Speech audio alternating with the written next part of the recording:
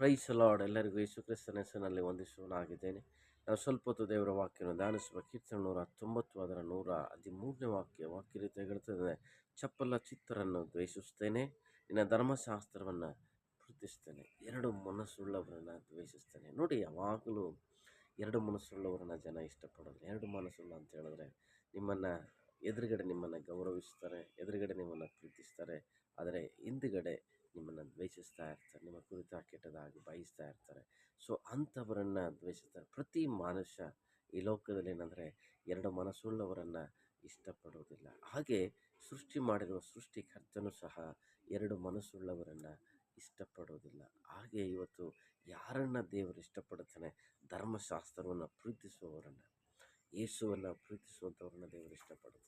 ಯೇಸುವನ್ನು ಆರಾಧಿಸುವಂಥವ್ರನ್ನ ದೇವರು ಇಷ್ಟಪಡುತ್ತಾನೆ.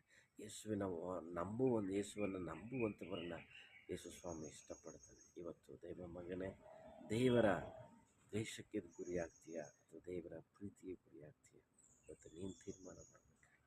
ದೇವರ ಪ್ರೀತಿಗೆ ಗುರಿಯಾದರೆ ತನ್ನನ್ನು ಪ್ರೀತಿಸುವ ರೀತಿಯಕ್ಕಾಗಿ ಎಲ್ಲ ಕಾರ್ಯಗಳನ್ನು ಅನುಕೂಲ ಮಾಡಿಕೊಡೋದಕ್ಕಾಗಿ ದೇವರು ಇರ್ತಾನೆ. ಒಂದು ವೇಳೆ ಇಲ್ಲಿವರೆಗೂ ನಿನಗೆ ಅನಾನುಕೂಲವಾಗಿರ್ಬೋದು, ನಿನ್ನ ಸ್ಥಿತಿಗಳು, ನಿನ್ನ ಜೀವನ, ನಿನ್ನ ಪರಿಸ್ಥಿತಿ ಅನಾನುಕೂಲತೆಯನ್ನು ನೀನು ಕಂಡಿರ್ಬೋದು. ಆದರೆ ನೀನು ಯೇಸುವನ್ನು ಪ್ರೀತಿ ಮಾಡೋದಕ್ಕೆ ಸ್ಟಾರ್ಟ್ ಮಾಡು.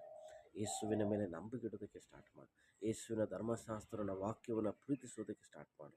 ಎಲ್ಲ ಕಾರ್ಯಗಳು ನಿನ್ನ ಬಾಳಿಗೆ, ನಿನ್ನ ಬದುಕಿಗೆ, ನಿನ್ನ ಕೆಲಸದಲ್ಲಿ, ನಿನ್ನ ಪ್ರತಿ ವಿಷಯಗಳಲ್ಲಿ ನಿನಗೆ ದೇವರು ಅನುಕೂಲತೆಯನ್ನು ಮಾಡಿ ನಿನ್ನನ್ನು ಆಶೀರ್ವಾದಕ್ಕೆ, ನಿನ್ನನ್ನು ಅಭಿವೃದ್ಧಿಗೆ, ನಿನ್ನ ಸಮಾಧಾನಕ್ಕೆ, ನಿನ್ನ ಸಂತೋಷಕ್ಕೆ ದೇವರು ನಡೆಸುವುದಕ್ಕಾಗಿ ಶಕ್ತನಾಗಿದ್ದಾನೆ.